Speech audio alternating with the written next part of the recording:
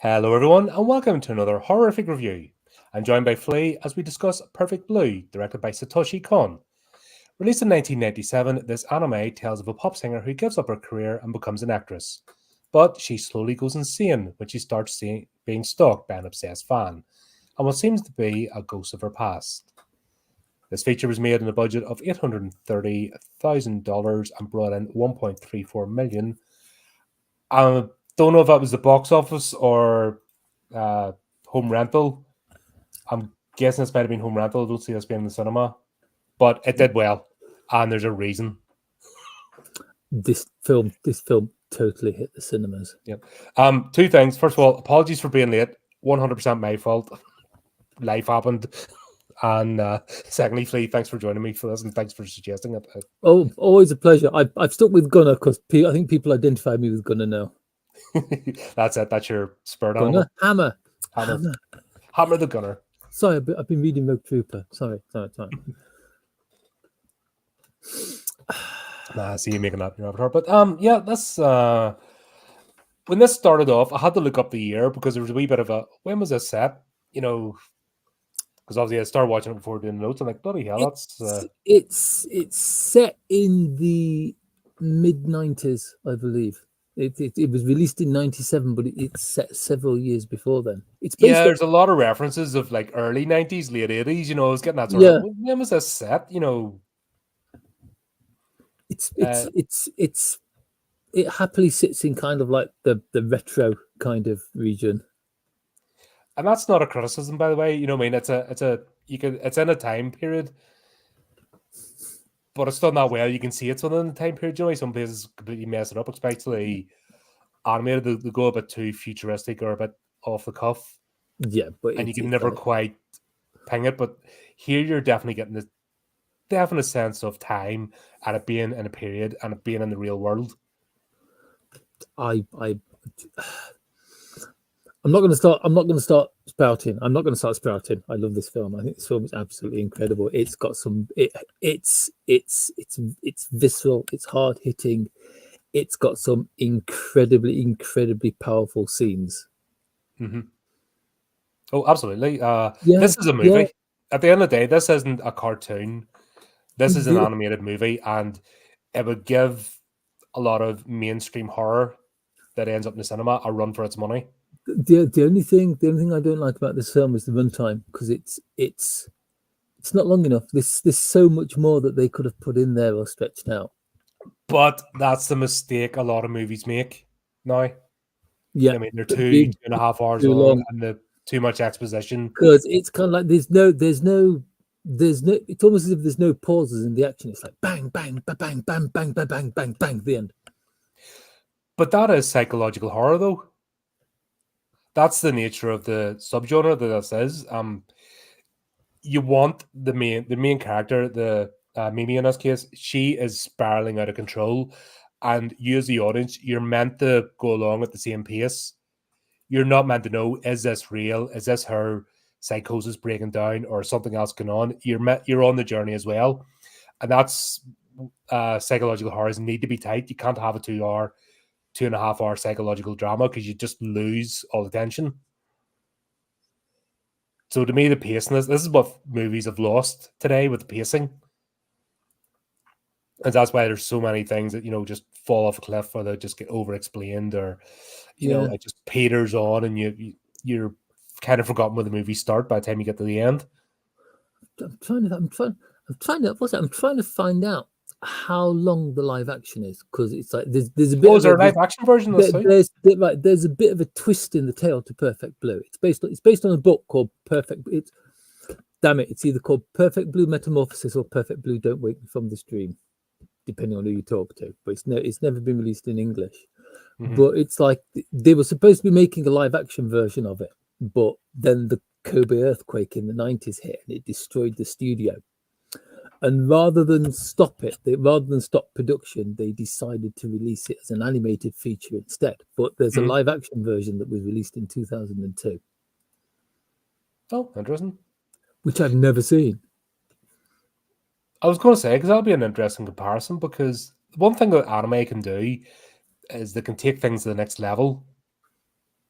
Yes, because it's Like they like, can have like Mimi's only like 21, and they can do stuff that's with her where using a 20-year-old actress may not necessarily have the maturity to do the scenes that are in this. it's only about 20 minutes longer than the actual animated version. Mm-hmm. That's promising. That's promising. That is, because that means it's going to be the same kind of pacing. Yeah, because that's the worst thing that can happen is just over. Don't edit, don't have it tight. With a psychological horror, you're on the journey. It's and 9 times out of 10 it is told from the perspective of the unreliable narrator. It's known as. So you're getting the point of view of a character that you don't know if they're telling the truth. There's no narrator as unreliable as Mimi. The way she bounces about in the film itself. Oh yeah, I was, and you probably saw when I was taking the notes. Like I'm following the plot, going, okay, it's going to go this way. No, it's not going to go that way. It's going to go that way. This way. And it's been a while since I've been engaged with a. It's the bit where it's kind of like it's like, hang on, you get about halfway through the movie, maybe just past, and you're sitting there thinking, hang on a minute, how much of what we're seeing here is real, and how much of it is happening inside her head? Yeah, that's what I mean. That's the like, unreliable narrator. What is real anymore? And I love it. I love it. See, even when you've seen the film as many times as I have, it's like you always seem to find something new of it just because of the speed it moves. Yeah, and it's. Oh, by the way, don't watch this English dubbed. Anyone, never watch anime in English dubbed because it doesn't work. Dubs these days aren't as bad, but this is back in the mid to late 90s when like anime was just coming. This is, believe it or not, one of the first animated features that was released in the United Kingdom by Manga Entertainment, and the tabloids went to town on it. The tabloids you can probably understand why, but the tabloids absolutely went to town on it. Various organizations and churches tried to get anime banned. It's like if you remember the role playing, the tabletop role playing Satanic Panic in America. Oh, I'm well aware. It was like that because some of that came over across the pond and it wasn't cool. Yeah. And it doesn't, and that's where the whole. I actually think the woke stuff today is a backlash, is a latent societal backlash off the Satanic Panic. Because the pendulum always swings. The same thing, isn't it? Yeah, it's the same. It's the same nasty bastards, and they're just, it's the ones that really get me is the ones that don't actually believe anything, but they'll jump on a bandwagon just to stamp on people's heads. They're the worst. The believer you can deal with, because if somebody believes, that's you know how to sort of deal with them, or either stay away from them or engage with them. It's the slimy one that just wants an excuse to stick the jackboot in somebody else, and they don't care what the philosophy is. They'll jump on anything, whatever's in power. It's those sort of people that get brought out in these sort of times that it's just not good. As long as they stay away from my perfect blue, they can do whatever they want. Actually, any of the great horrors that I've seen. This is adult material at the end of the day. It is, but it's like, I think a lot of the problem was back then is, even though it had an 18 certificate on it, because it was a cartoon, people were buying it for their kids. But that's people being stupid. How can you can't plan for stupidity? But they didn't recognize like animation and anime, because obviously anime is specifically Japanese and obviously championed by manga. But animation is a legitimate form of art, and it's where you can do things that you can't do in live action. It's a genre. I mean, over here in the West, cartoons are like, it's almost most 99% of cartoons are specifically aimed at children. However, in the East with anime, it's just another media that is used exactly the same as literature, exactly the same as film, exactly the same as music. It's there for everyone. There's a children's book, there's a adult's book. There's an adult film, there's a child. Yeah, and I think it took the West a while to get their heads around that, which is funny now, because if you look at Western comics. If you go into a comic store now, 90% of it is anime or manga. It's Western comics, but it's in that kind of No, style. Western comics are like in one shelf, and the rest of the store, physical stores, is anime. I was in my local Waterstones, and it's kind of like the graphic novel comic section is getting smaller and smaller and smaller and smaller, and the manga section is spreading out and getting bigger and bigger and bigger. Yeah, because it takes a while. If something's different and unique, which manga was, you remember, like when I hit over here, late 80s, early 90s, it blew, you know, those that got it, it was just blown away. Akira is still my go-to movie of all time. Akira, it is a very good, that and Macros Plus, you know what I mean? I can watch them ad nauseum, time and time again. I've got both of them. I've set over there on my shelves, which you've got far too many DVDs and videos, because I keep videos as well. And that just is the quality of, you know, I mean, you treat it like a movie, because it is. It is. It's the storytelling is so different. It's like the storytelling ranks up there with anything you can see live action, but people refuse to watch it or engage with it because instead of being images of people, it's drawings of people. I've got to be honest. Which is hilarious when you look at the superhero genre. I've got to be honest. That does make me sad. It does make me a bit sad. Yeah, but then again, do you want this going mainstream? Look at everything else that's went mainstream. Once the Red Moist get their claws into it. I think Hollywood did a few. I think Disney tried to do it as well. Look how Disney's turned out. They had a golden goose in the form of Pixar, and sure, they burnt that to the ground. They did. I mean, look at the stuff that Don Bluth. Golden goose, leave it alone, let it lay its eggs, and just keep making you money. Do you do your silly shit? No. Look at the things that Don Bluth was coming out with, and people just weren't interested. It's like back in the 90s, Disney had something going for them. There was like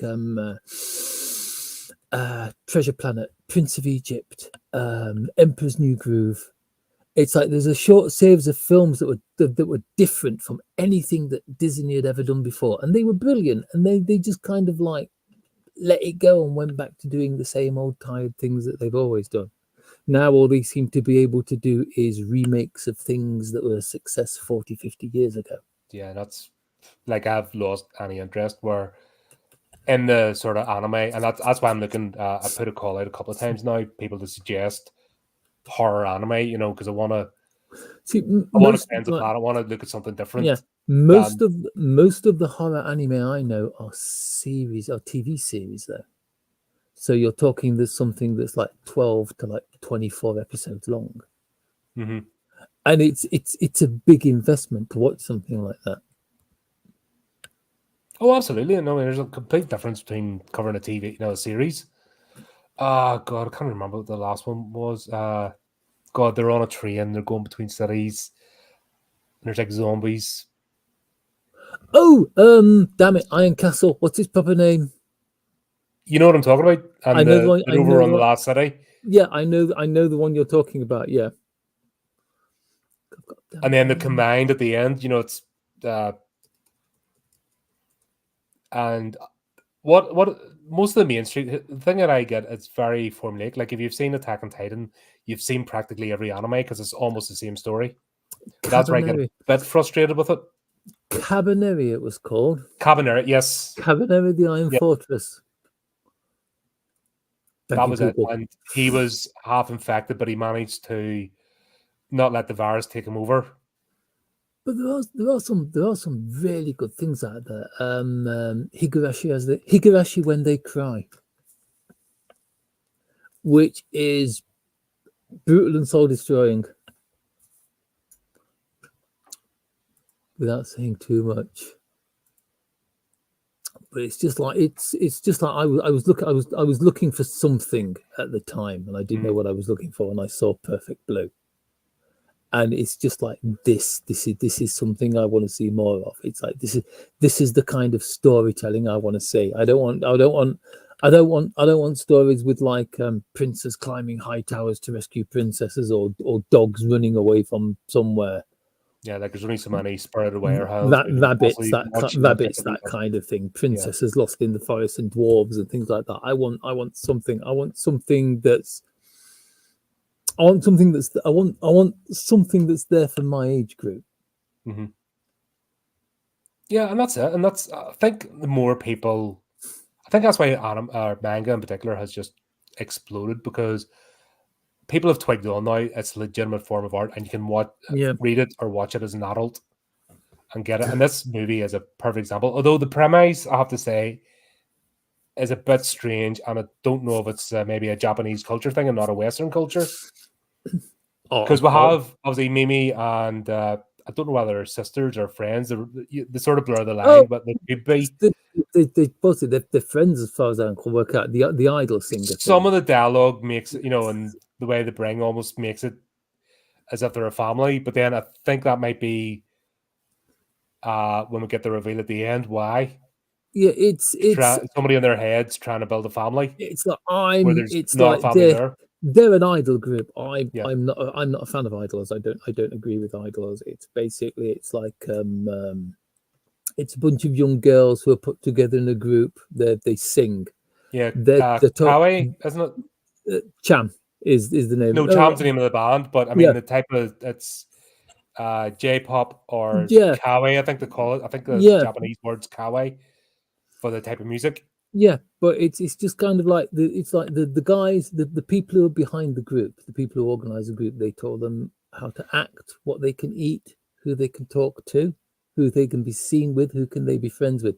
It's like if you go back to like the 1930s, 1940s in Hollywood, where like actors and actresses had to do what they were told to. It's like it's like Julie Garland, and the fact that Julie Garland was addicted to pills by the time she was 19, because they were giving her all these pills to hold puberty back so she didn't blossom into a woman.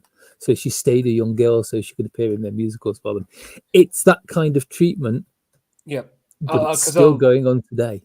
Maybe it's confession time, but I'm an unashamed baby metal fan now. That's fine. It's fine. They seem to have managed to break out of that role because that's how they were sort of created. Yeah. But I think because they went into the metal genre, they found a way to be themselves. Yeah. Build their own fan base, that they became more powerful than the corporation, because corporations tried to replicate them 2 or 3 times and failed. And I'm about to sneeze. I do apologize. Yeah. Man. There it is. Bloody hell. Bless you. Sorry, it's been really damp, and there's like loads of pollen and stuff, and it's just been lovely out all day. It's like, I think it's like Mima says it early on in the film. It's like she wants to get out. She's talking to her mum on the phone, and she wants to get out of the idol scene because it's suffocating her. So is that what the whole debate is, of her not being a pop star to become an actress? Yeah, it's like, it's from the way it seems, because it doesn't fully explain it, but when does Perfect Blue fully explain it? But if you understand Japanese culture, 21st century, and if you understand kawaii, that's one of the things. It's like one of the things about anime. It's kind of like, if you don't know a little bit of what's behind it, you won't. It doesn't make sense. And I don't want it westernized. The reason I like these is because I'm seeing another culture, and that's one thing the horror genre has really embraced that other genres don't. They will look to the far corners of the world for a random culture to explore, because that's it's like part of the fun. Japanese, like Asian horror, Japan, China, the other countries in the Asian circle. It's like their idea of horror is vastly different to what we consider horror. Because it's like over here we have our vampires, our werewolves, our ghosts, evil spirits, demons, devils, psychopaths, etc., etc. They have all that over in Japan, but it's like they have like different types of this, subgenres of that. There's Yeah, a and there's that's what that's one thing we're always looking for as horror fans is we're chasing the dragon. We want that new yeah, tribe on the because top of a hill that has a new monster that we've never heard of yeah, before. because it's like look at the success the Ring had when it was I when it still was when it was reshot in the West with we Sarah covered it. Michelle. Yeah, we covered Yeah, the ring and Sarah Michelle Ringu, Gellar. and I've got to be honest. I still think the Japanese Ring is better. it is. But at least for once, the Western version wasn't an Mm. insult. It was I'll the like we'll bring Western up version is up. the Grudge as an example of Oh yeah, where it was done horribly. yeah. The Western Grudge. I was going to say the Grudge is a brilliant film, and then I realized you were talking about the Western one. Yeah, never mind. Yeah, that's what I'm saying. Where at least the Ring was a faithful adaptation, and you didn't feel like it was stealing. It was just putting in a new setting. It was. I think the Western version of the Ring was more of a. It was a homage Mm-hmm. Yeah, you could feel the respect to was the there. original Ring. Yeah, and that's you know, I mean, that's when I don't mind things like that happening. But you can watch Ringu and not feel like you've missed out or you're having to work hard. You know, it's brilliant. Yeah. Oh, but yeah, Sadako versus have you seen that? The Ring versus the Grudge. Ooh, I haven't. Oh, that's mental. I've covered it in the chat. Oh god, that Oh is God, I'll so have to go back and funny. watch it. I agree with what Chris is saying in chat there. Though Treasure Planet was an abs. Treasure Planet is one of the greatest films that Disney has ever made, in my opinion, and it absolutely bombed, and I have no idea why. Marketing, people not understanding what it was. It was Not generic. there are some. It's like I say. It's like Treasure Planet, Prince of Egypt. There's maybe half a dozen more films. It's like it was almost as if Disney was heading into a second golden age, and they just let it go. And I Well, don't understand why. when you condition the audience just to accept sludge, what do you expect then? You try to do something different. Sludge. See, this is why When people eat the fast food chain, you know what I mean? If people only ever go to the fast food chain, they're not going to cope when they go to a restaurant. yeah, But this is one of the reasons why I got into anime, because I was looking for something different. Mm-hmm. It's like I've got to be honest. Going away from this, I found it when I was annoying my mum one New Year's Day, and she was like, "Look, there's a bloody cartoon on television. Go in there, put the telly on, shut up, and watch it." And I sat down, and it was these two kids being chased by this giant armored airship flying around on these little ships that looked a bit like dragonflies. And I'm like, "This is awesome!" It was I know that one. Laputa by Ghibli. Yeah. And the what was it? The girl is the wee boy is brought up in a parrot ship, isn't he?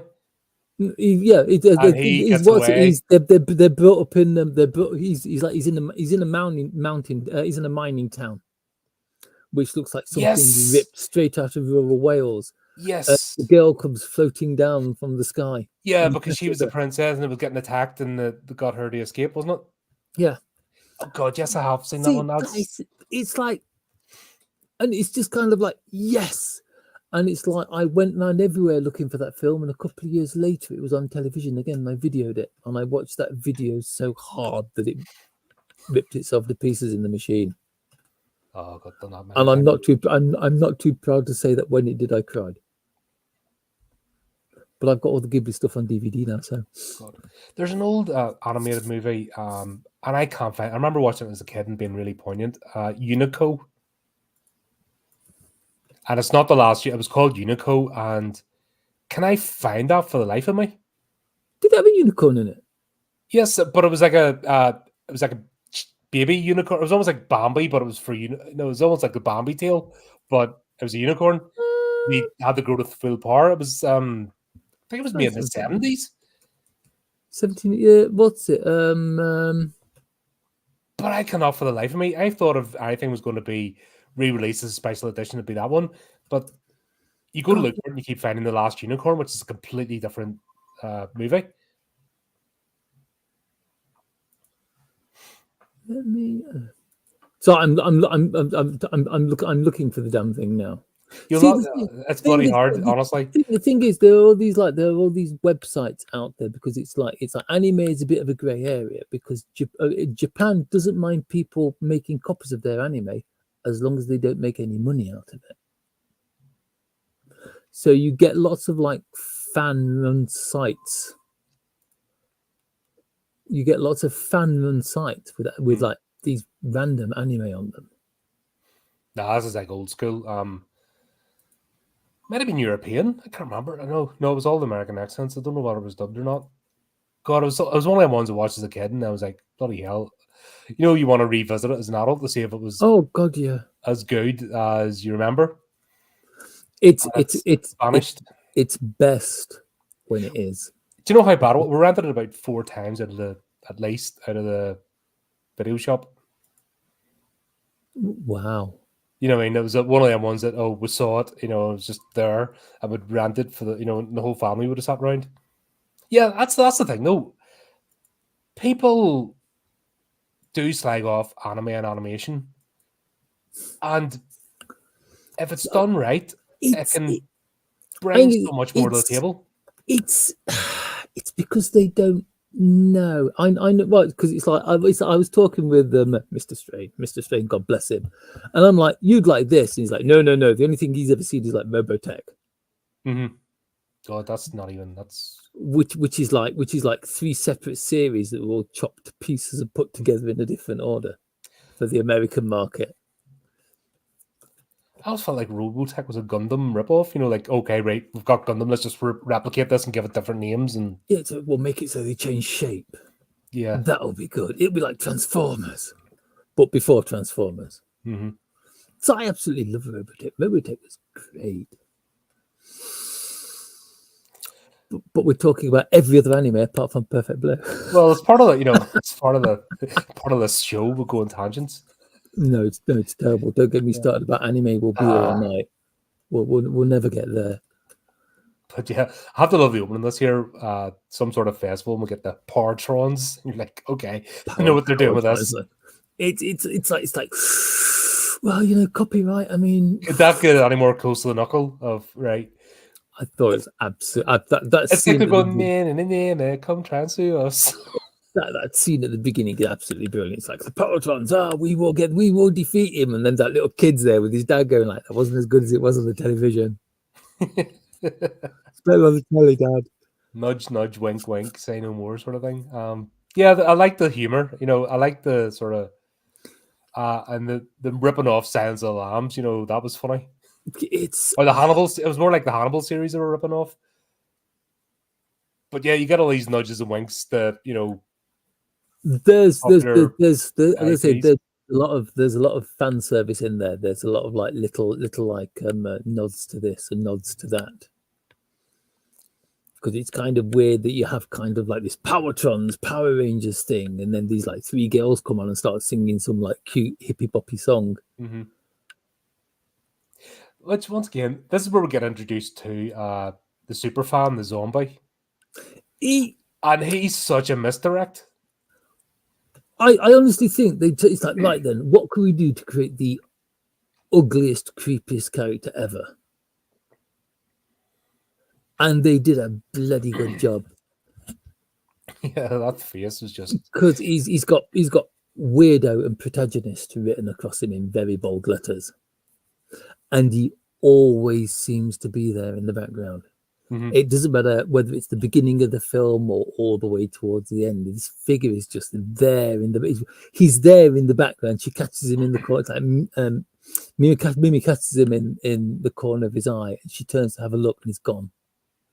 Yeah, and that's once again, this is the whole point of psychological drama. You're like, is she imagine him? But then the opening scene where he's watching her using his fingers to line them up and watch them on the stage. It is kind of creepy the way he's got his hand positioned as if she's dancing in the palm of his hand. Mm-hmm.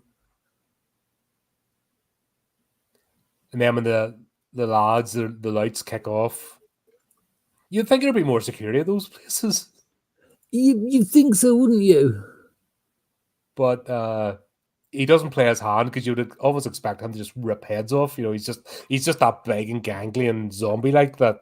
He almost wasn't human. And so it's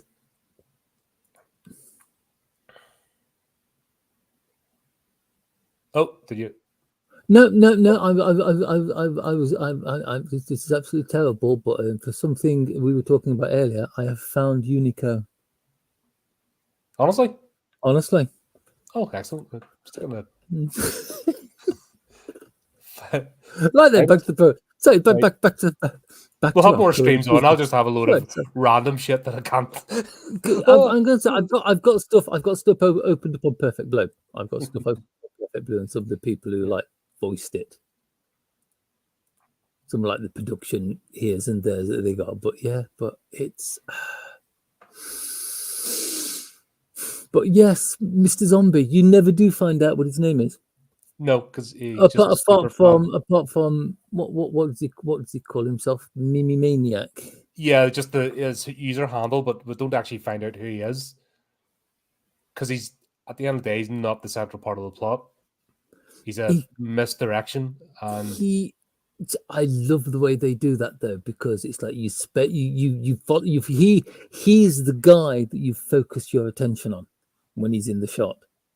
Oh yeah, without a doubt. You know, like I said, they've done the character that well, but you also know that they're telegraphing, so you're kind of going, I don't think it is him, but it could be. And then as the plot progresses, oh, maybe it is, maybe I'm wrong. And I love that. It has been so long since I've had a plot bring me along that I'm actually chopping and changing along with it.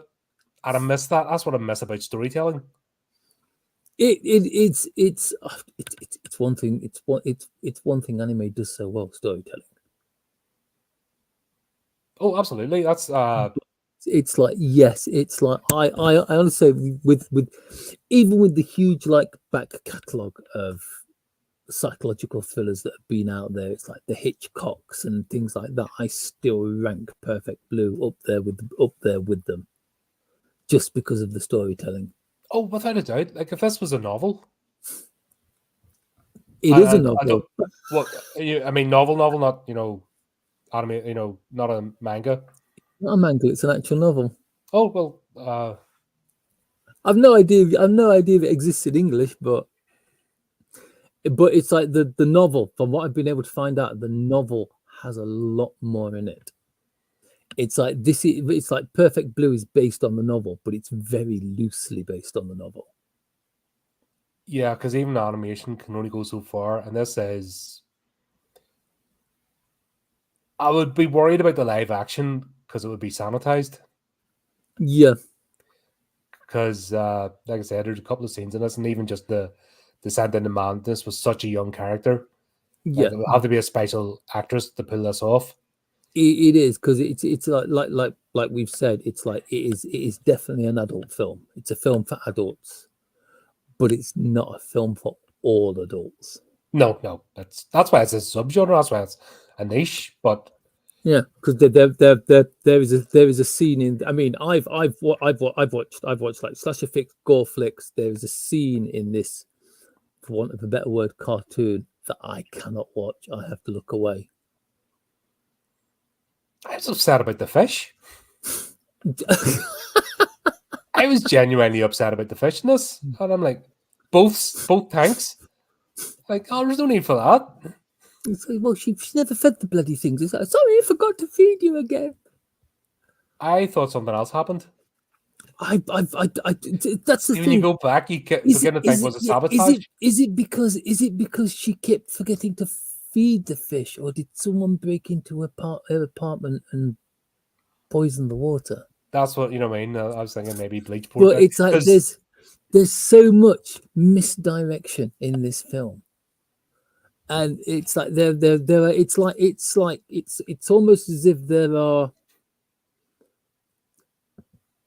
4 different plots and different outcomes that could be just weaving around themselves. One comes into the fore for a moment, you think, yes, that's got to be it, and then kind of like slips into the background, and another one comes out, and it's like, is it like the super fan, the zombie guy, or is she like, is the pressure of what she's going through slowly driving her insane? Is she schizophrenic? Is it the agent behind the scenes who's doing this, because he's obviously pushing her forward into things that she's not comfortable with? Yeah, he's almost like a Harvey Weinstein type person. He's a complete little slug, isn't he? Yeah, there was nothing redeemable about him. But then again, this is what we'll have to understand, and this is where the context of Japanese culture and that how many pop stars, go into acting, and how many actors become pop stars, especially soap operas. Yeah, because it's And like what it's it's a like. interchangeable thing, or they'll guest star. It's not a big thing in Western culture. Yeah, but it's like she's like she has to choose between being a singer or being an actress. But the way It's you like describe it, it's almost like you're being a geisha girl. It's almost like that geisha culture as it transposed it onto the kawaii, the it it J-pop.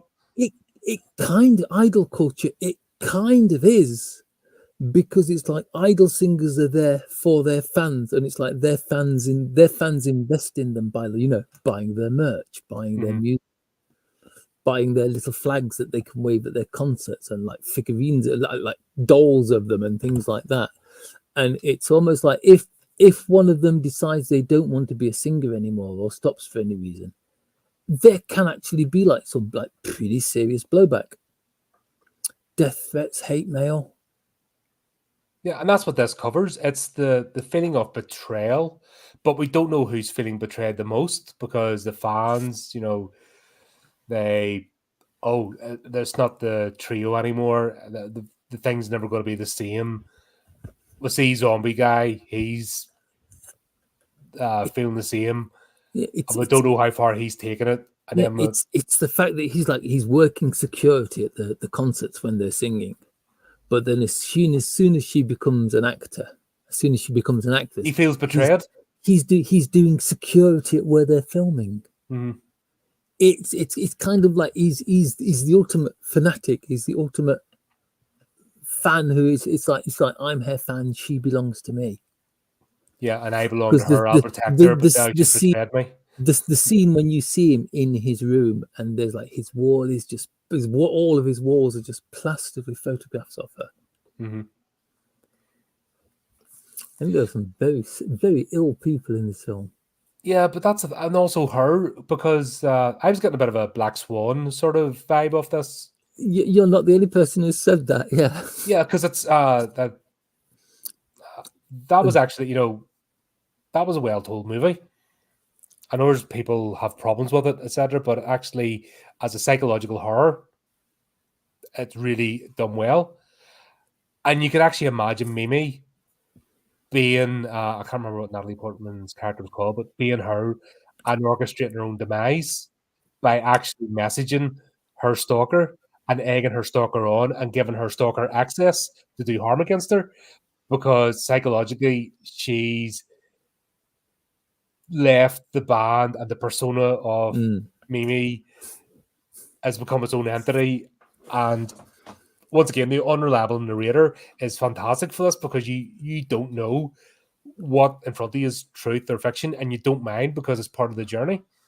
It's it's a very creepy journey, but it's just so intense and watchable. Oh yeah, this is one thing they do very well is actually intensity levels. Some places they take the intensity up to 11 and they leave it there, and then you become numb. Some are most are a lot slow burners. They're building up their crescendo, like in the what I mean, it just builds up, builds up. Last 10 Yeah, minutes of the movie, everything happens at once. This manages to keep the tension all the way through it because you don't know what direction the actual threat's coming from, or if it's self harm. yeah. I'm thinking it's like the first time. It's like for a lot of people, the first time they see this movie, it's such a mess because it's like there's a coherent thread. There is a coherent thread that runs through the movie, but if you don't see it, if you don't catch it, it's just like random scene, random scene, random scene, random scene, random scene.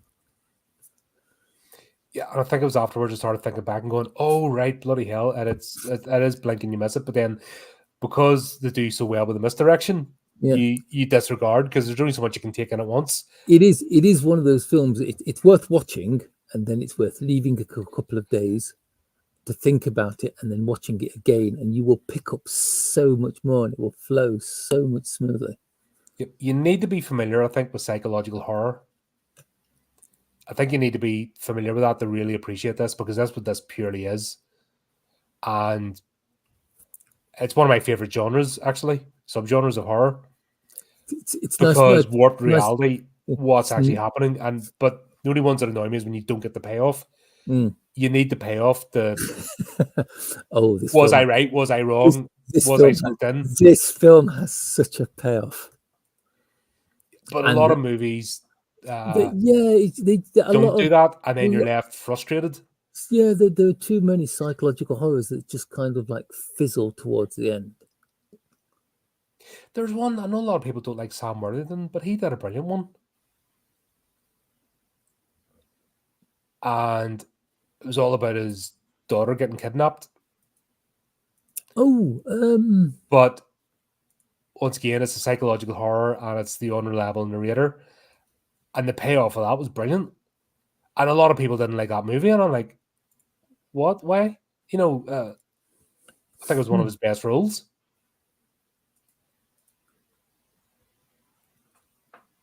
But yeah, you can kind of see a bit of that here as well. But yeah, we have Mimi. She's then starting off as an actress, which once again, this is where I don't get and I think it's the culture. She's only on the TV show and she's done one scene. One scene with one line. Surely that could have been a guest appearance and not affected her career whatsoever. I think the reason she's left singing is because she's the one who wants to leave singing, because it's like the phone call with her mother is trying to push her to go back into singing. Yeah, but and then you've explained it. It's that whole culture of the idols, the Japanese idols, the J-pop, the Kaiwa. It's almost like a life, like signing up for a nunnery. You know what I mean? Life of servitude. That's a good way of putting it, because it's like the idol singers. They can start as young as 15, and they normally sing until their early to mid 20s, at which point their career is over. Which is, like I said, but most of them either go on to become. Most of them either go on to become singers or go on to become actors of some type. Mm-hmm. Is it because she left before her time? Is that what the problem was? She was going against the tradition. I think most of the trouble that she has is because she was popular and she had a fan base. I mean, there were enough people there taking photographs and passing love letters and things to her. But it's kind of like, as an idol singer, she isn't a person; she's a product. Mm-hmm. So it would have caused massive problems for the band she's in, her agent, the people who help her with that kind of thing. It'd be a huge, massive ball ache for those. The fact that she's dropped, but it kind of, as far as the band's concerned, it seems to backfire on her. Because they carry on as a duo. And they seem to be finding success that she never found with them. Because there's a scene where it's like we've got a song in the top 100 for the first time ever, and she's standing with Rumi, who's like her assistant, and they're in a room talking about scripts and things like that, and it's like their agent with the guy who looks after the band and the other two members are in the other room having a party because they're doing so well, which she doesn't go to because she's not a part of the band anymore. Yeah. And it's almost like back to the religious connotations, being excommunicated. She's no longer worthy. She's no longer part of the gang. She's an outcast.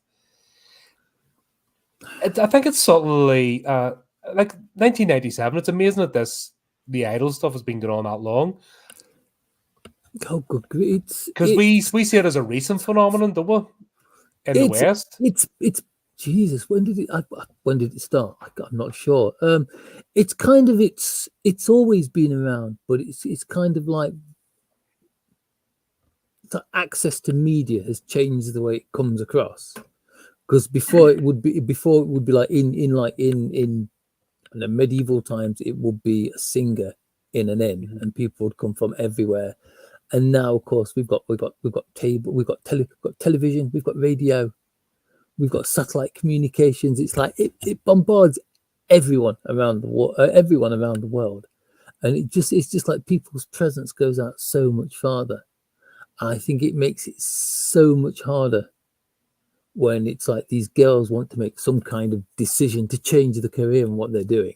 Because I actually think it's Mimi is obviously the victim in this, because all she's trying to do is improve her life. Yeah, and move on to the next step and not leaving it. She feels like she's done all she can with the singing. Yeah, it's like I think honestly, I think she's just had enough. She's had enough of like the idle lifestyle, and she wants to try something else. And she becomes an actor, and she's got an agent behind her with a pitchfork pushing her onto a path she doesn't want to go onto. Yeah, because it was interesting that she went straight from idol to porn, essentially. It's doing magazine spread shots. You're kind of like, whoa, that's a bit of a leap. It's like what it's kind of goes from like successful singer, unsuccessful actress, one line in one scene. Agents kind of like, oh, you can put her in a few more scenes. It's like, you don't have to be gentle. You can do whatever you need to do with do whatever you need to do. She's a product, or more or less, yeah. Because that's just it. We want to get her out there. She ends up being in like the nightclub scene, and then it's like the next thing you do, she's doing a publicity photo shoot. And the photographer's just like, yeah, take your clothes off. Yeah, that's what I mean. Not even like pop magazines that don't go that far. Now, obviously, modern pop stars today, that's all they have because they're really not talented, so they throw their bits about. Yeah, but for someone that age to be, in this scenario, this is the best part. This is the best part of 30 years ago. Yeah, when things like that weren't commonplace. They weren't mainstream. They weren't the things that people did. And it's just kind of like, it's kind of shocking. It is kind of shocking to watch. And when she slowly starts to lose it, you can kind of understand why, because it's like when she goes home after the nightclub, they film the nightclub scene for what's the show called? Double Blind. Yeah, it's basically Silence of the Lambs. That's what they're ripping off, and then that's the whole idea that's changed her. Even the fact they had the guy leaning over and just whispering in her ear, "Sorry." That was when they caused a pause to the filming in that terrible moment where he's like sprawled across the top of her, and she's like, "I'm sorry about this." She's like, "Oh no, don't mention it." Right then, take two, and it just continues from where it left off. Yeah. And then, but once again, back to unreliable narrator, which is the sort of crux of psychological horror. You're then thinking, is this a movie? Did she start on a scene, or does something happen? And is this where psychosis is breaking down? And then you think, is it linked to the photographer? And is this her putting it in her head, trying to compartmentalize something bad that's happened to her? In between the nightclub scene and her going to see the photographer, there's a moment where she's at home and she's like throws her head into the pillows on her bed and just starts screaming that of course she didn't want to do this. Of course she didn't want to do it, but she had no choice. And it's like, then you get the bit with photographer, and then you wonder, what movie was she actually in? Because we're also seeing that she's superimposing scenes on top of her head from different movies that maybe she wasn't in. And this is where it gets really, where am I? What's actually happened here? And that's where you're really gripped with this. You're like, holy shit, I've just missed something. Something bad happened here. She's trying to cope. Yeah, and this is all her psychosis. It's almost like you feel the need to skip back a bit to watch it again to see if you've missed something. Yeah, but it's like double bind. That's the name of the thing that she's taking part in is called Double Bind. It's a television service. But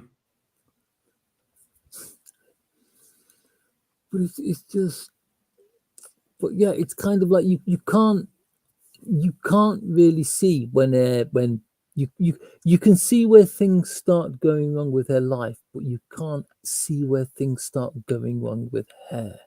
Yes.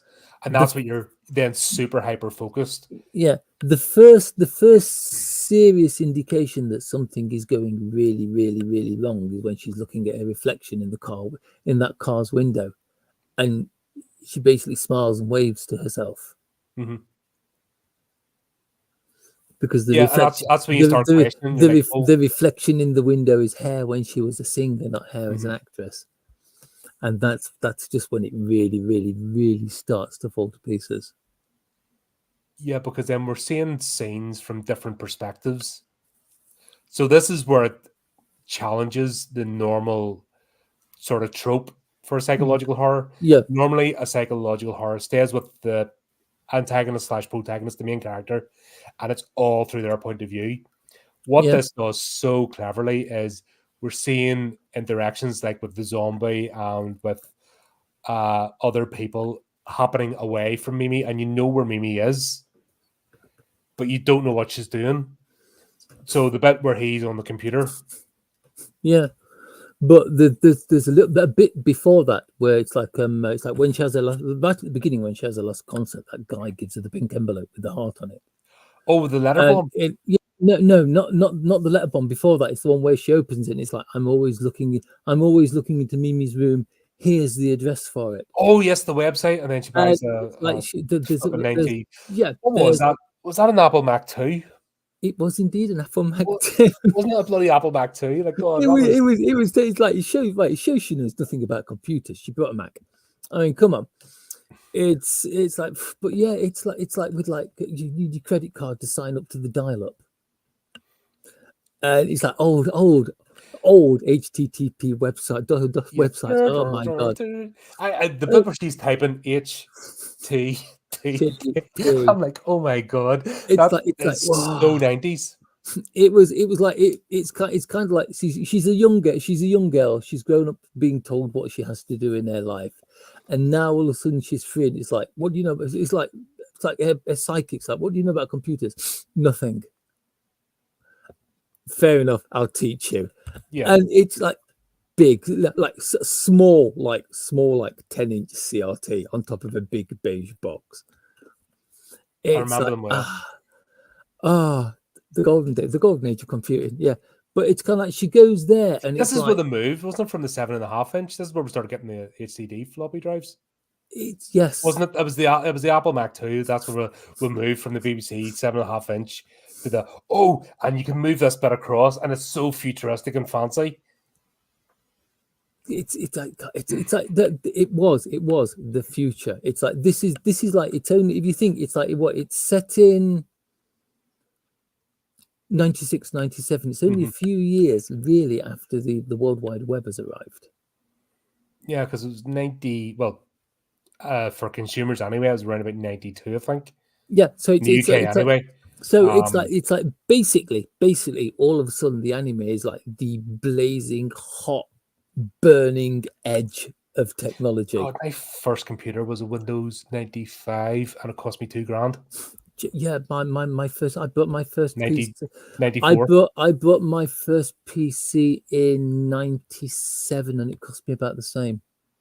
I had a That's bad just off hire that purchase. You had to right, pay it off. that's just the tower. It doesn't include the monitor or the keyboard or Oh the no, God, mouse. 17 inch. Remember the it needed its own desk because kadunk. My first monitor was great. It was like 14 inches. You could flip and knock down. You could Yeah, lay good siege boy. with that. You could Four, put that in a trebuchet and four, knock down four, castle walls. 14 inches. There's still a dent in the floorboard somewhere where it fell off the desk. It's took two of us to carry it in. What a Fun great! times. But it's like she's there and she goes to like Mina's room, and it's like she's like it's somebody writing about her and what she's been doing during the day, and it goes down to such small details as like the color of the ribbon she wore in her hair, Hmm. which foot she stepped off the train with first. That is frightening. And it's like she has to repair something and she used this color thread and somebody said this and somebody said that and she talked to this actress and it's obviously being written by someone who is close to her, really close to her. And there's a bit later on in the film where she's falling apart, and she wakes up. She wakes up and she crawls over and she switches the computer on. And there's a post from this like in Mimi's room going, "I went shopping in such and such a place today," and she's like, "Oh, I guess I went shopping."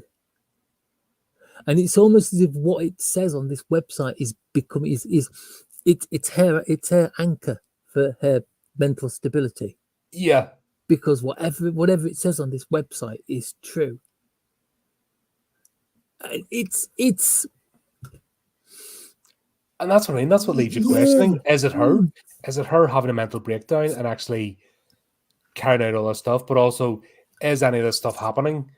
And is because of a traumatic incident, is she just built the reality around herself? It's There's so many questions. So many questions. It's like it'll show you a scene of her filming for the TV show, and she'll fluff a line, and everybody will go cut. And the moment they shout cut, she wakes up. Yeah. And then the day progresses and it gets to the exact same part with the exact same scene, and she fluffs the line. Cut. And not even fluffs her line. She goes off in a completely different script. She's obviously, I mean, by this time, she's obviously seriously losing it. Oh, by this time, the script writer for the show has been murdered. Mm-hmm. He's been stabbed multiple times and he's had his eyes gouged out. And it's like, I think it's pretty obvious she thinks it's Zombie Guy. She thinks it's the super fan who's doing it because she's absolutely terrified of it. Mm-hmm. But that is after the prank, isn't it? Which one's that? Sorry, the letter bomb. Oh yeah, sorry, the letter bomb. Yeah, I wouldn't call that a prank. It's like it's surprising he didn't lose his fingers. I mean, there's plenty of blood. If someone's going to explode in your hand and like fucking leave you in a bit of a mess, that's not funny. That's not a prank. That's not like Moonpig when they give you the thing and the worm thing pops out, or that's a prank. Something exploding in your hand and leaving you a bloody mess. It's like a bit more serious. And then there's the close to the beginning, the fax. God, and that's I think that's the bit. It was after the computer and the fax. I'm like, I have to. What year is this? And I have to go and look because it's again. Like she comes home and she talks to her mum and the phone rings and she's like, she's talking to her mum on the phone. It's like, oh, just a minute, mum. There's someone on the other line. Swaps to the other line. Obscene phone caller. Heavy breathing. Puts the phone down. Goes back to him. It's just the wrong number. I'm going to go and have a bath. I'll talk to you in a few minutes. And the phone rings and she's like, oh, mum, really? Goes back out. It's the fax machine. And the fax machine is just a letter that says traitor, traitor, traitor, traitor. And that's where you need to understand the culture, to understand the level of intensity for this. It's not just a random craziness. It's actually there are people out there who are actually hurt to that level. There are people out there who are engaged in serious emotional relationships with this girl. They've probably never talked to her. They've never been within the reach of a security guard of her. Mm-hmm. They've never been where the barriers are. They've never been that closer to her. But it is how much these singers mean to these people, because these like they send them gifts, they send them money, they buy all their CDs and their records and their merchandise, and it's freakily intense. Yeah, but if you look at today, it hasn't changed. You look at the Twitch girls, and the OnlyFans types. Yeah.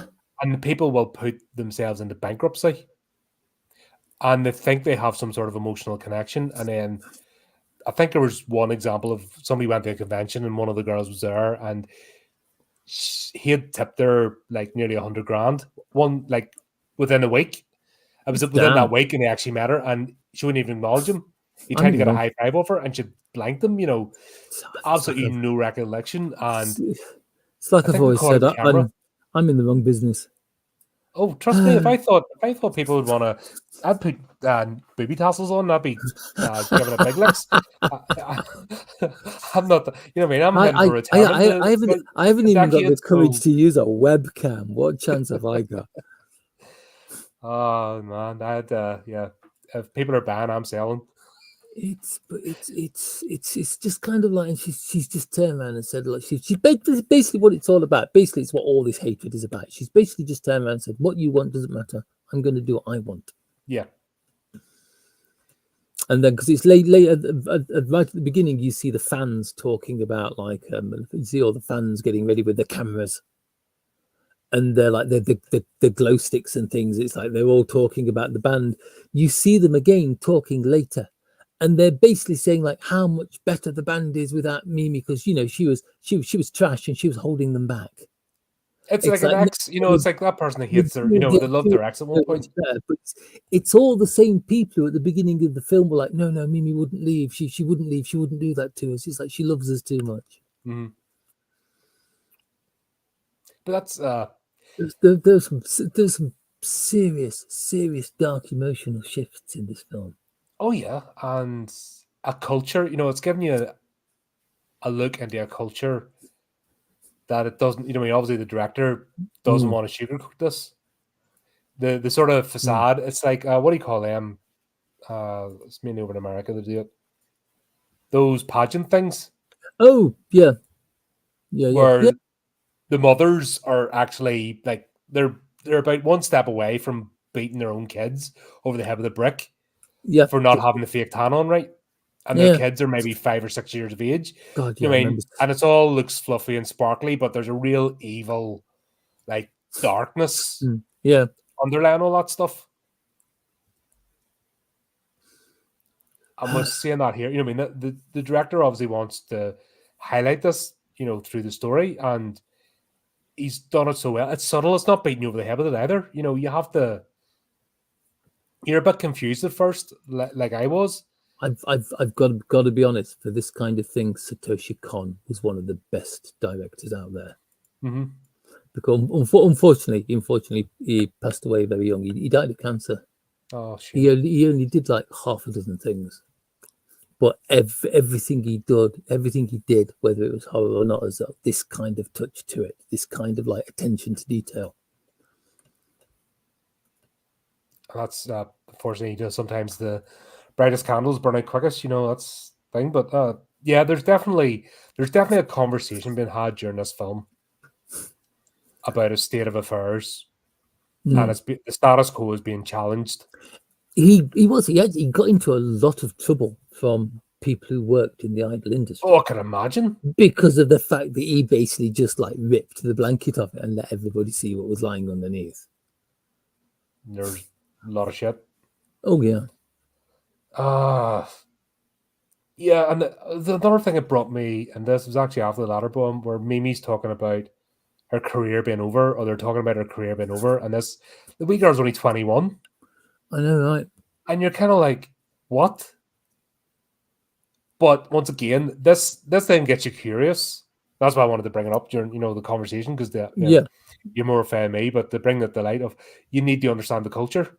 And you need to understand how intense this culture is. It's Japanese culture is ridiculous. It's kind of like, it's go. If you're not pushing towards a goal, you're kind of like, you're letting your family down. Oh, and it's like, even their work life, I could never work in Japan. I like my work-life balance. And apparently you're not allowed to take, you give annual leave, but you're not meant to take it. No, you are very, very frowned on if you take your annual leave. It's like the main holiday you're supposed to take is Obon, which is a week in August. Mm-hmm. And then you get like a few days off at Christmas, a few days off at New Year. Actually, it's a few days off at New Year because they don't even celebrate Christmas. No, it was only after the Portuguese on it. It was James Clavell actually opened my eyes to Japanese culture and the intensity. Like, it's always been part of their sort of DNA, if that makes sense. Yeah. Practicing things to absolute perfection. It's like the way they push their kids is absolutely terrible. Because it's like the schools have tests. Yeah. Mhm. You are graded out of every single pupil in your year at school. Who's first, who's last. Yeah. They also do that on a national level. So not only do you get the number you are at your school, you get the number you are in the entire country. And they will throw that pressure at you. It's like the Japanese schools have clubs, like you can be part of a club, but these clubs go into inter-school competitions that are run at the national level. Pressure all the time. And it's exactly what Mimi is going through in this. Pressure to succeed, pressure to get better. It's like pressure to be a better singer, pressure to become a better actress. But then there's also another side of them, which I really appreciate, is when they do let loose, like karaoke, is a perfect example of that. You can be as bad or as terrible. In fact, you're meant to be as bad or as terrible. In fact, the Americans ruined it because the British, we embrace that. We'll sing things like Nelly the Elephant and we'll just make an absolute arse of ourselves. I've got a voice like a ruptured camel. I have, but we get it when I sing. It's like because it's all about having fun. It's all about going out there and like. And it's to counterbalance that intensity. So when it is, it's like there's the intensity at work, but then again, there's also the intensity at play. Mm-hmm. So it's like you go out there running through the forests with your airsoft guns, shooting your boss, and you go out there staggering along a street with your mate with your arms over each other's shoulders and a stupidly huge bottle of like whiskey or something in one arm, singing bad songs. Destroy yourself. It's not even. It's the ultimate in work hard, play hard ethos. But there's very little in a way in between. And then that's why Imperial Japan was so. Yeah, they cross over, like that work and play crosses over, but they cross over completely. So there's very little in between. Mm-hmm. But then they also, if it's like the Zen philosophy and all comes in, that's also another aspect. So it's they've got this precarious balancing act. They're always trying to keep the pressure cooker. Any minute that's going to blow. And they've all got these like mechanisms built in to try and counteract that, because they know that their culture, if not constantly being examined and checked, is going to go down a bad turn. It's a terrible state for Japan is a really weird country. It's a mishmash of high pressure, super modern, with like temples and ceremonies and like greetings and manners and etiquette that's from like 1,000 years ago. I mean, if you go into Tokyo and you say you're going to take the bullet train from Tokyo to Osaka, by the time you get like 20 minutes travel outside Tokyo, the city's vanished and you're just in fields. You're in like paddy fields with people walking around planting rice by hand. It's almost as if like you get on the train 20 minutes out of the station, you've literally gone back like 100 years in time. Mm-hmm. And it's just this weird kind of like juxtaposition of old and new. It's jarring. It's like you'll be walking. So you're walking through Tokyo, and you've got all these tall, shining glass skyscrapers reaching up as far as you can see. 10 grand toilets. And then in this little shady corner, tucked between two of them, there'll be this little shrine. Mm-hmm.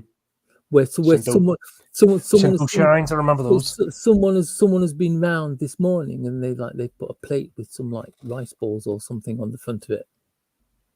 You don't know how that's happened. It's just for whatever little god lives in that shrine. It's culture. And there's a bit of culture clash and culture shock in Japan. Yeah, but they've also created a new thing. Like they've taken that culture and they haven't diluted it. They've sort of just honed it into the 21st century, and it just kind of fits there. It's like you'll have your high tech cars and people there on the smart. As I said, and you'll have the bathroom showroom that sold Toto toilets, 10 grand each. Bloody hell. Yeah, 10 grand for a toilet. It practically wipes for you. You No, just sit on it and it does everything. Japanese toilets are scary. They squirt at you without warning. Oh yeah, but It doesn't help that all the buttons. It doesn't help that all the buttons are in Japanese. It's no, that's the Toto ones. You don't even press any buttons.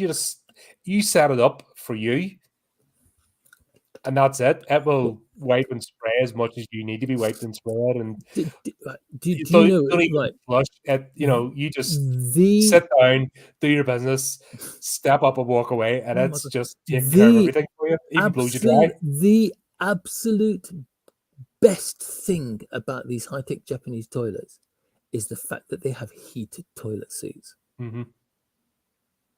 Just imagine if you wake up at 3 o'clock in the morning, needing to go to the toilet, and the seat is warm. You'd never get off it. You'd never get off it again. It's weird. Like we have one at work, and honestly, it's like it's frightening. First, you're like, oh, I think it's like first day of the job. You come out that stunned look, going, "What just happened to me?" It's like You staggering got out that with sort of. your doing the Peter Griffin staggering out with your trousers around your ankles. Don't know if I like that or not. I didn't get permission. Go on the phone, use the toilet's done thing. And that's just the toilet. This movie is going a lot more. This toilet does a lot. This film does a lot more to you than that does. It's kind of like it kind of like builds up with a steady pressure. Yeah, and the tension. It's like it's the elastic bands just keep. You know what I mean? It's just enough, but the tension's there, and it's just like it never really eases back, does it? Because it's like Mimi starts getting quite quickly during the pace of the movie. She's getting worse and worse, and she's falling further and further and further into whatever it is that's eating at her mind. And it's like once you notice it, once you're aware of it, it doesn't give you a chance to ignore it. It doesn't. No, you can't. It doesn't give you a chance because of the quite short runtime. It doesn't give you a chance where it's like, is there a glimmer of hope? Is she getting better? No, she's just rolling further and further and further down the hill. Like I was waiting for her to have, done something to herself at the end of this movie. That's where I genuinely thought it was going. Because it's kind of like Superfan Zombie Man is just he's placed there. He's in every scene, but he just seems to be too obvious. It's almost as if he's kind of like a foil to distract you from what's happening. Yeah, but it's a scene, like I said, the scene where you see him in his own room and he is being guided. Yeah. And that's where the plot really, and then you wonder, is Mimi actually doing this to herself? Has she actually egged him on, and did she create her own site, and does her second personality actually know how to use a computer, but her first personality is telling her everybody she doesn't know, and you're sort of like, bloody hell, this is next level, psychological breakdown of somebody losing their grip in reality. It's at any moment you expect yourself to throw yourself under a truck or something. You're just waiting for it to happen. You're waiting for it. It's like you're just waiting for it to hit the fan, and it's like you're getting closer and closer and closer to the screen while you're waiting for it. I couldn't, it's not that often. Like there's times I zone out during movies because you kind of know where it's going, and 9 times out of 10, it's like, I thought it was going there. This I couldn't. I'm just watching this. This is. Here's how bad it was. I'm pausing it to take notes because I'm like, God, if I stop here to type, and I have two. I have my notes up on one screen when I'm doing this. So like, oh, there's a thought. Tap tap tap tap tap. And then sometimes I'll do thoughts, and it'll get answered, and then it's like, it doesn't make any sense. I'll take it out. This I'm like, bloody hell. This could be happening. No, wait, no, this could be happening. Holy shit, no, now this is happening. No, this is. I know what's happening here. No, that's wrong because this is it. I just give up on this. Like, I have no clue where this is going to go, and I'm going to be surprised. And I haven't felt like that in so long. It is. God, how depressing is that? The fact that you can sit down to watch a movie, and even before the movie starts, you've got a good idea of where the movie is going to go. Oh yeah, and you're not surprised whatsoever, and you're just like, It's kind of like you sit down to watch a Marvel film. Whatever happens, the good guys are going to win this. it all gets It, resolved in a neat little package. yeah, and it's just like no, and this is just it. Just like it's a roller coaster, and it never gives you a chance. It never gives you a chance to grab hold of the safety bar. It's just throwing you around all over the place, and that is one of the absolute joys of this movie. Now that you bring that up, because I finished my Marvel journey just after Infinity War, and Yes. you could tell who the generic audience that only ever watched this type of stuff compared to people like me who watch horror, Yeah. because there were people visibly shocked at the end of that movie. Like it did not compute. Like the proper lost it, and you could just see them physically shaking as they left the cinema, and you're just like, Why? that was a good cliffhanger. What the hell? And they're just that ingrained, that conditioned. It's like Thanos snapped his fingers and the film ended. But they were proper, this does not compute. This is not how it goes. I can't cope with this. Please don't sit them down in front of Perfect Blue. No, that's why they'll never go. They'll never go. That's why I said, do you really want anime to become mainstream? Because that's what you're going to get. That's the audience. That's the mainstream audience. And as much as I like to bring people into the horror genre, as much as I like to dispel not the myths, the stereotypes of horror, etc., and challenge people's perspective, I don't want horror to be diluted. And there's actually a danger. It's happening at the moment. That's why today, even books and that are so sanitized, because people are jumping on. Oh, if I put horror, I've got an inbuilt fan base and forgiving fan base, and I can just churn anything out. Yeah, and we can actually, horror writing's the worst at the moment. Of just this sanitized, safe. I can't remember the last time I enjoyed a good horror book. It's like all the horror books I'm reading at the moment are books I've read so many times before, like Stephen King, James Herbert, Graham Masterson. I do like the it's all kind of like old Stephen King stuff. Yeah. But it's James like Herbert book I covered, but I revisited Clive Barker's Books of Blood. Oh my god, just like, I remember why I'm a horror fan again, because I've been quite, over the last couple of years, you start to question yourself, going, am I actually a horror fan? The people, and then you just realize it's the Marvel audience, it's the people that have been conditioned to watch the safe stuff. I like Graham Masterson because I like pulpy. I kind of like pulpy horror. Because I think I mentioned this about there was a horror author called Guyan Smith, who is famous for the series of books The Crabs. I love reading those books. They're horror. Are they scary? No, they're just really pulpy and badly written, and I love them. I've got to be honest. I don't want anime to go mainstream. It's like there was a massive thing. There was a massive thing in early this year, end of last year, beginning of this year, where a group of translators who do the English subtitles for sites like Crunchyroll and the other ones, Crunchyroll Anime USA, things like that. Crunchyroll amalgamated with with Funimation, Funimation, yeah. But it's like people have started. The people who were translating, say, the latest episodes of anime, they were translating them in a way to make them more Western and American, not even Western, but I don't want to use the word woke. No, to make them more inclusive. And they were bringing up references to purely American terms and so it's like not everybody. Guess what? Not everybody's American. Hate to break us to the Americans, but not everybody in the world's American. You know what I mean? There's your references and stuff that we're just not interested in. We have our own terms. There was this German horror movie that had been translated because it's the same group that do the voice actors for. That's why I always say don't watch dubbed movies. Watch it in the original language, the subtitles, because it's a more authentic translation and you get the emotion of the actor. Yeah. But yeah, there's this one. I was set in medieval Germany. One I covered. It's got a long title. It's about a guy taking on a demon, but because of the way the contracts are laid up, Yeah. everyone's sounding like they're from Southern California. 21st century, modern day, Oh Southern God, no. California, and it's medieval Germany. The thing's set in, and you're just Ah. going, really? There's no English speakers who are German. Really, there's none who can act. You're telling me that there's no English speakers in Japan who can voice act. You're really telling me that, and then you realize Yeah, right. it's because of the contracts Mm. and the unions, and the sooner Hollywood dies, I mean, Yeah. crashes and burns, the better. It's It's horrible.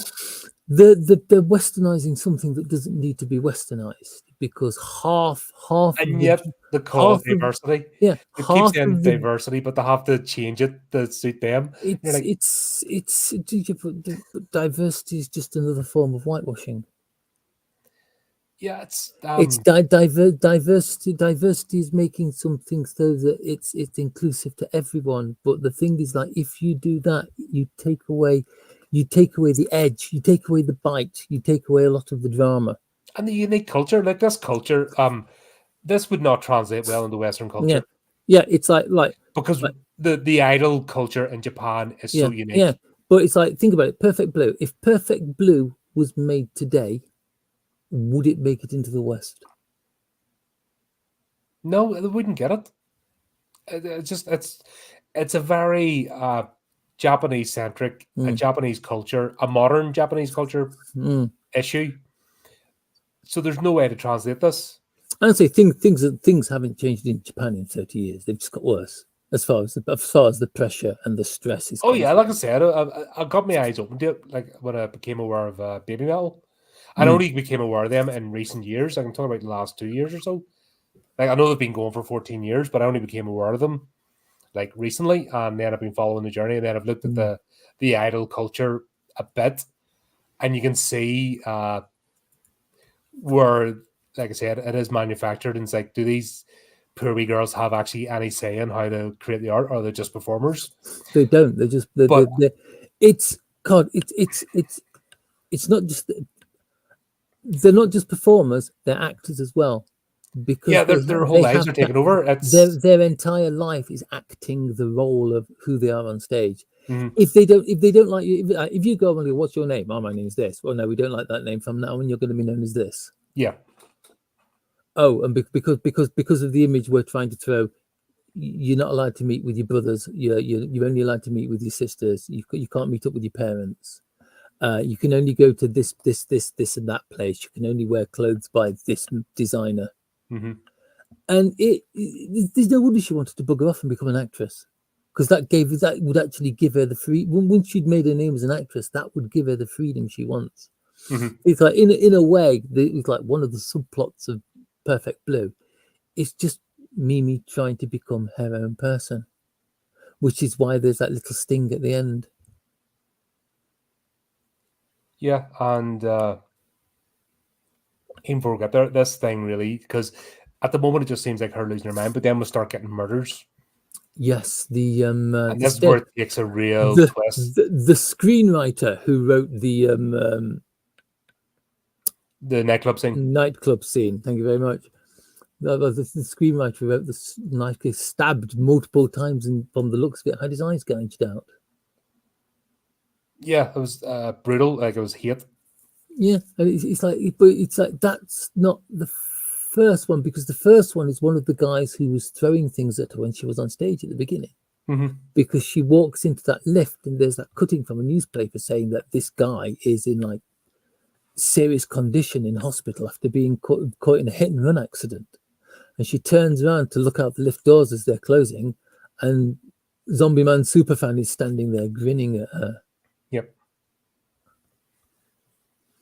But it's like Mimi from Mimi's Room, the website, is telling him to do things like this. And then you wonder, is Mimi actually And doing it's it? like, is she responsible for this? Because she doesn't seem to know where she is or what she's doing half the time. And it does feel it's like it's quite obvious from the way she's acting and what you're seeing on screen. There are huge chunks of time that are being missed out. Oh yeah, and like I said, you're left to think: is another personality taking over and going out and doing these things? Yeah. Was it the photographer or the director that was killed by the pizza person?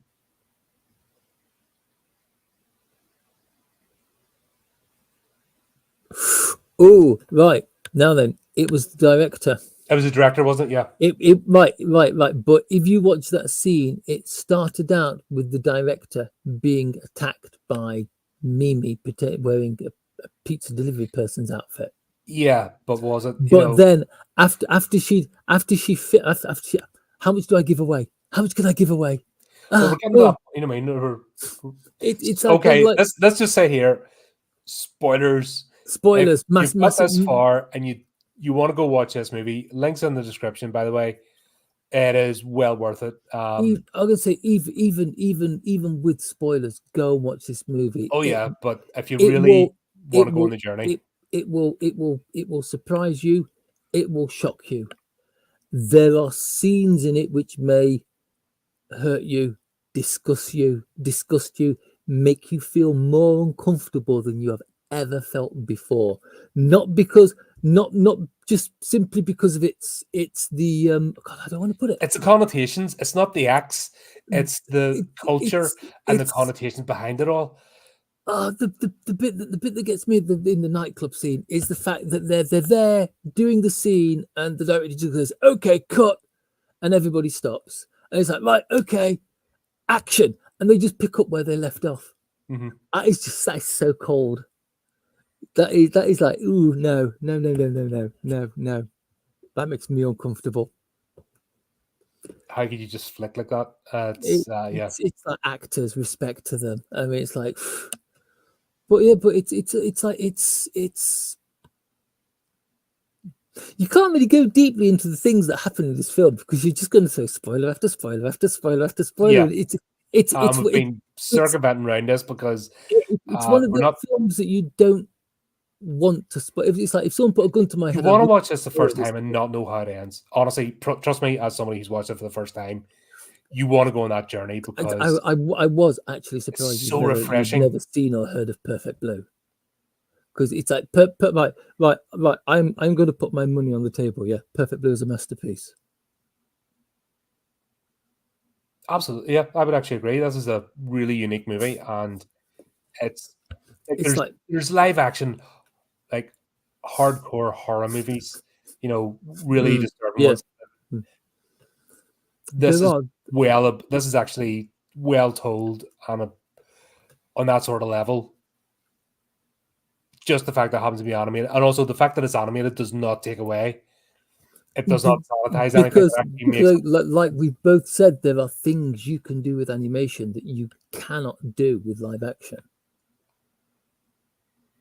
The closest I have seen recently has been Smile. I haven't seen Smile. Right, it's the closest they've managed. And let me just say, there's one scene, and they had it in the trailer, where God, I forget her name, but she's in the car, and this woman walks up there, and then her head just sort of flops, and the smile appears. Now it looks goofy as hell until you see the scene directly after it, and it gives the whole thing a new context. And I'll not spoil that if you haven't seen it. I haven't. I'm going to have to watch the trailer. That's actually. Damn it. That's actually the Spell 2 is coming out soon. By the way, it's already started filming it. Oh wow! But yeah, that's the closest I have seen in a movie. Another one would be Triangle. Back in the day. Nope, I haven't seen that either. Oh dear. That's an oldie. You know, that's when was that? Might have been 70s, 80s. That's not a, or it might have been 90s. Might have been 91, 92. It's not a. It's an age movie. Wow, it's quite. That's similar to Mimi's journey in this. But yeah, we're seeing this stuff, and you're seeing the overlapping layers. You wonder, God, how much is this a coping mechanism? How much is it? It starts off as a a regular movie, then it's like blip, Yeah, no. blip, blip, blip, blip, blip, blip, blip, blip, blip, blip, blip, blip, blip, blip, blip, blip, blip, until it's kind of like it's almost like the world in her mind does a complete overlap with reality, and you cannot if you pause the movie, run it back and watch the bits over again, you cannot tell. You absolutely cannot tell what is it's reality done so brilliantly. and what is. It's like there's no like misty filters or no weird colors or no haziness like you see in live action films. It's just like you cannot physically tell what is real and what is in her head, and it's like it is done so well. It is done so well, and the tension just nicely bubbles along through it. And it all leads up until the scene where she is back in her room. And this is about Ryan, because honestly, you're sitting in your hyper aware, you're looking for everything at this point. And the train going past just makes me go. I was going to say when she woke up, train just made me go, yes, okay, we're getting answers. We're about to get some answers. When she woke up in her room, didn't you notice that her room was completely different from her room? Yes, but at the same time, because the way this movie's led me, I'm wondering, is this the way she had her room? Or is she in a room that the way she imagines her room to be? Do you understand where I'm coming from? Yeah. Yes. I honestly did not know. Is this her waking up in this world sense, or in one of her alter ego personalities, the way she's imagining the world to be? Yeah. I genuinely didn't know until she pulls the curtain back. And then that's where I was like, she is somewhere different. Even then, it's like, okay, but is this in her mind? Yeah, well, they could have, they could have done that again. But I think at this point of the movie, it's like, no, we'll have to have a reveal. And it's her pulling the curtain back, making me go, right, something's happening here. It was just that I didn't know what was happening, but I knew it was significant. And then then she turns around to talk to the person who's with her. Yep. Did you expect to see what you saw? No, I did not. Did you expect to see the big reveal? Totally not at all. It's kind of like all of a sudden the cuddliest, biggest, fluffy teddy bear you've got has suddenly grown claws and is chewing at your throat. Kind of shock reveal. And I did not see that coming. Like, you can go back and go, oh, right, there's a hint, but no, this is so brilliantly told. You have no idea. But then all of a sudden you realize why things are being orchestrated the way they are. It's kind of like The Sixth Sense. You know, when you watch The Sixth Sense, it's not until you get right to the end where Bruce Willis realizes that unless you're George R.R. Martin, because he's so super clever. Did you not know? He wrote a note, and his wife wrote a note, and they both wrote the same thing because they're super clever, smart. He might be clever, but he can't write a book. Yeah, he can't fucking series. He's doing everything else, but yeah, he it's kind of like that bit where you go like, oh my god, Bruce Willis is a ghost, and then you go and watch the film a second time, and you see like the frosty breath, all the hints, the red door handle, and all the hints. Like when you go back if every time you watch Perfect Blue, you will see another hint. It's like I saw this film pretty much when it first came out, and I've been a fan of it. I've watched it God knows how many times since. I haven't watched it for a while because I've moved on to other things. But it's one of those films that you keep going back to. Even now, when I watch it now, I still see new hints, new clues, new little bits of information that I haven't spotted before. It's just that well done. It's that well put together. Yeah, like I said, it was so refreshing to watch this. The entire begging for just give me this level of storytelling again, please. Where did it go? How did we stop being creative? God, it's like find another one like Perfect Blue. Yeah, that might be a bit. That might be. Yeah, that's not good. You know what I mean? That's a problem. You start the bar high. It's gonna be difficult to. It's I can look at my shelves and see lots of horror. I can go online and find lots of horror, but Perfect Blue is very special. Perfect Blue is special. Yeah, I mean, they describe it as a psychological film, as a psychological thriller. It's more than a thriller. No, it's more. It's It's definitely horror. There's no it's if, it's buts, or more maybes. than a thriller, because there are bits in there that will make you jump. There are bits in there that will make you gasp. It's like the plot will just like, it's like Mimi will just kind of like casually reach out of the television screen, grab hold of you by your hair, and just drag you on a journey with you. Mm-hmm. And it does make you feel uncomfortable. Like you genuinely feel watching this movie. And I miss that. I genuinely bloody miss that about art. My I do miss that about art in general, that I want to watch something for the experience. I want to experience a movie. I don't want to everything. sit and just analyze it, watch it for the That's it. sake of it. Everything is becoming. I thought of the word I was looking for. Everything is becoming so sanitized. Yep. It's as if like, right, I'm going to make a horror film, but it's got to be a horror film that mustn't offend anyone. There's sensitivity readers. One of my co-hosts, Dale, she God. actually, this has been well in her mind. She has had people proper having a go at her for years now, and she's finally twigged on where it's coming from. And the point where she didn't want to write anymore, she was starting to doubt herself. That's how bad these people are. They're not doing it out of kindness. It's control, and it's almost this movie. It shows what control can do to you. It's like one of the things I like about a lot of the anime studios that are out there. It's like these people from the West. From the West, they've gone in and no, to make this more accessible to people, make this more accessible to people around the world, you need to do this, and you need one of these, and you need to cut that, and you need to make him do this and her do that, and they just turn and they go, whoa, we're not making it for the rest of the world, we're making it for Japan. So they follow their. There are still films, there are still anime like Perfect Blue being made to this day. You just never see them in the West. You might find them on a fan site. It's like there's plenty. But you won't see it in Crunchyroll, for example. Well, you won't. It's like, right. No, there are. You definitely won't see it in Netflix or Amazon. No, I do. I will be honest. I am a slightly naughty boy. I watch all my anime from fan sites, because it's like an anime will appear on Japanese television. Someone will digitally record that. Yeah. They will then send it to someone else who will subtitle it, and it's like literally a couple of hours after it's aired on television in Japan, it's available to watch on the internet. It's non-profit, so therefore under Japanese law it's perfectly legal. It's not until like these anime get picked up by like Crunchyroll, Netflix, Prime, whatever, Disney.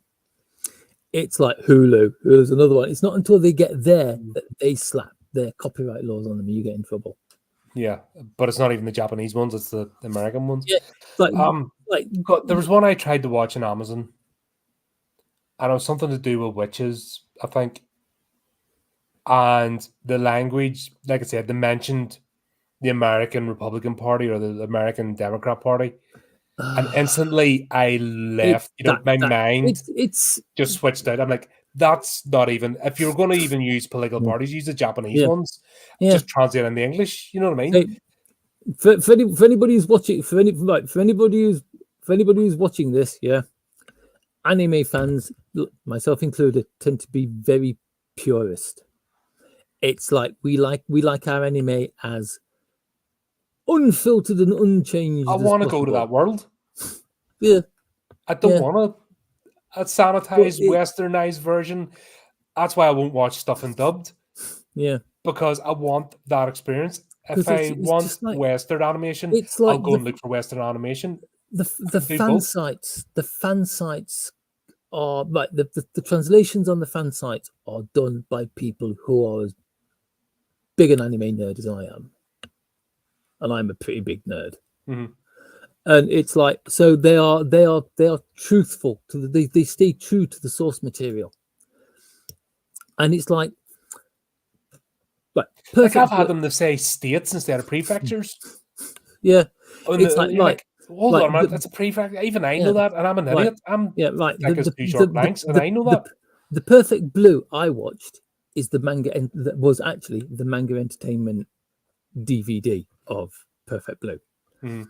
But the thing is, it's the same subtitle as it was when it was released, when it first came into this country in the late 90s. And there was none of this. No, you're not allowed to have this. You're not allowed to have the other, and you've got to tone this down. So the subtitle is very true to the original language. I wouldn't trade that DVD for the world. No, God, you shouldn't. It's flipping. I've just because I am sad like that, I've also got it on video. Because it's one of those things. It's like I do throw them out, but this is one of those things where it's like, no, I can never get rid of that. Oh God, there's phone. Sorry, chat. We're just completely nerding out here. It's sad, isn't it? But it's like getting corporate risers ready. We're playing that next week, I think, or the week after. We're playing that soon. One of the things I like about the end of the film is there's the chase between the two characters at the end, where you have Mimi, the actress, running along the street screaming for help, bleeding from a knife wound, and you've got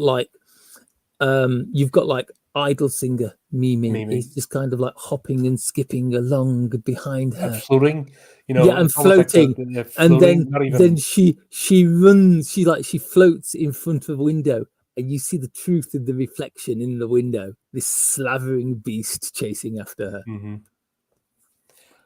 And you're just like, brilliant, and once again, you're like, it's the ending. Who's the level narrator here? Whose perspective is this coming from?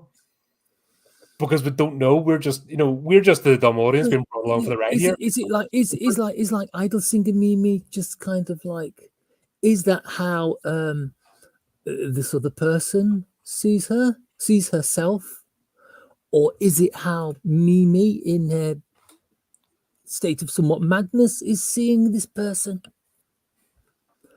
But it's the bit where it's damn it, you're just like, please, Satoshi Kon, please just explain for my poor brain to wrap myself around this, because I'm with you all the time. I don't know whose reality we're seeing, and I love it.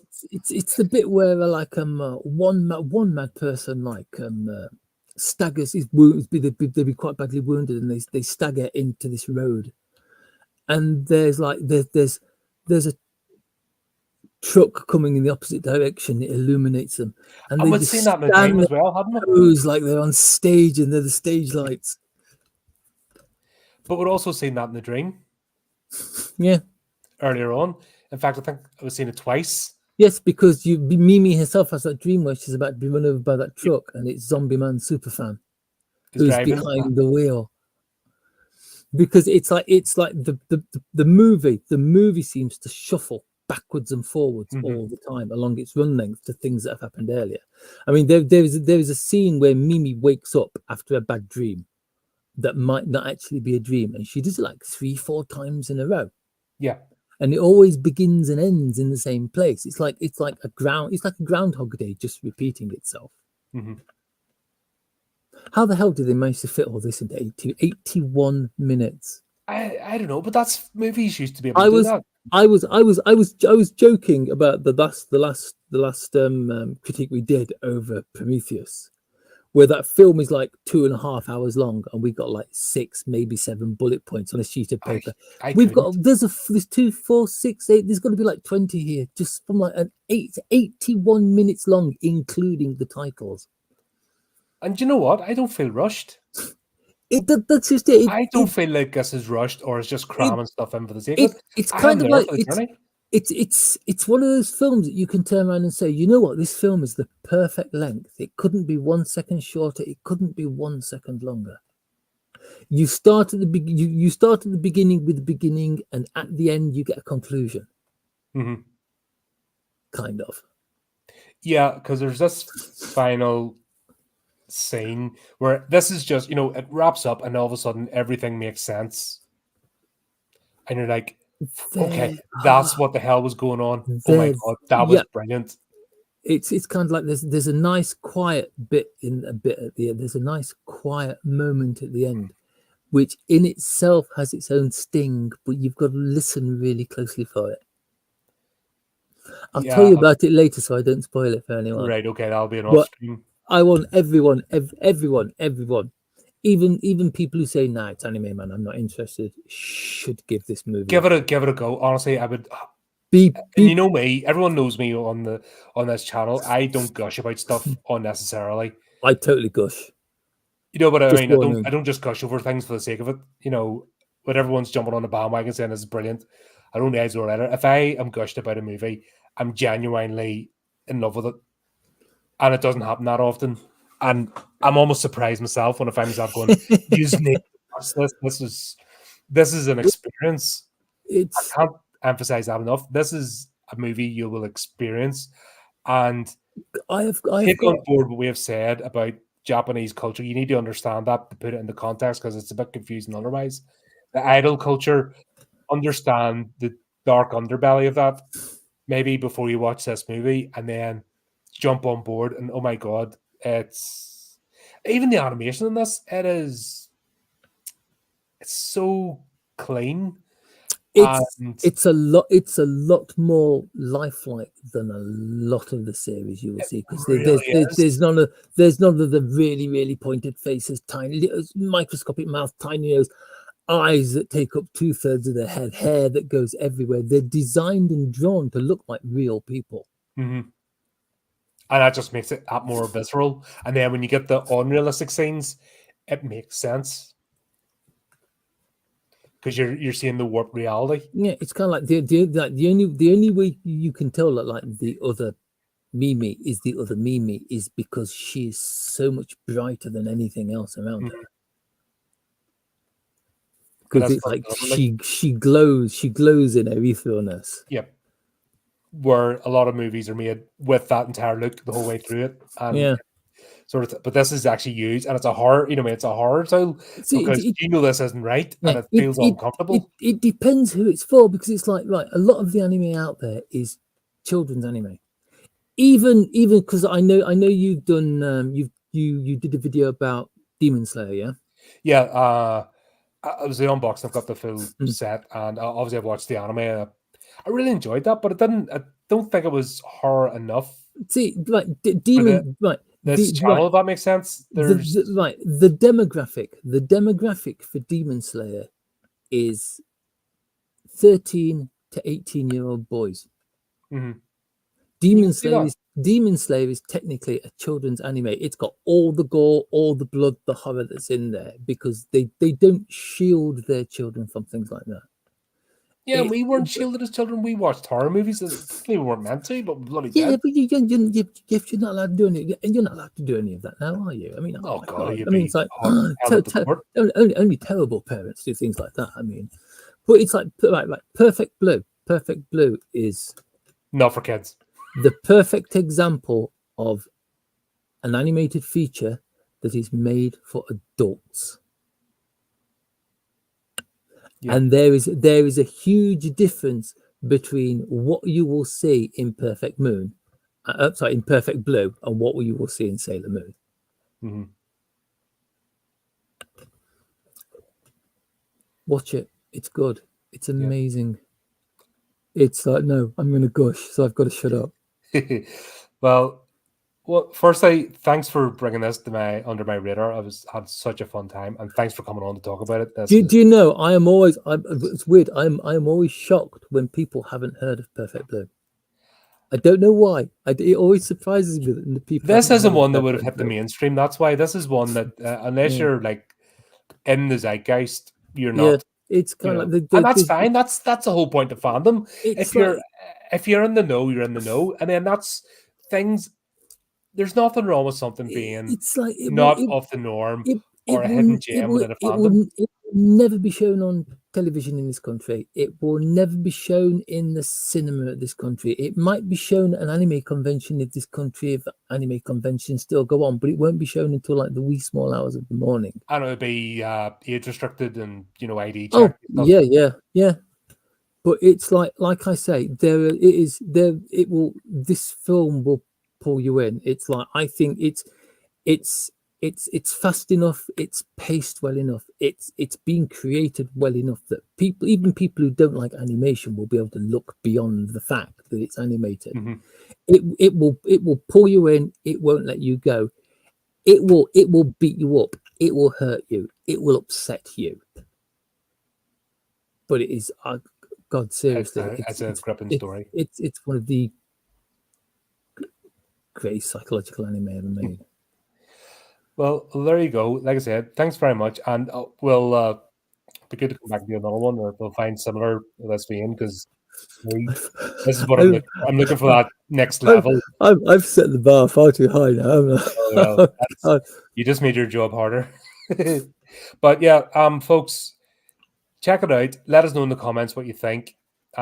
Really want to hear your thoughts. Don't spoil it, please, or at least mark it in the comments. Spoiler if you want to talk about certain things. If it absolutely throws you for a loop, please feel free to call me every name under the sun. Yeah. No, you'll enjoy it. Honestly, it's refreshing to see movies like this still being made, and the fact they existed, because you do start to doubt, can people tell stories anymore? And you begin to think people never could tell stories. It's a tragic state of affairs living today. But there you go. There's that. Thanks again. And just as we say, until next time, keep updated with the channel, do the type of clicky things, and remember to keep it creepy, keep it horrific.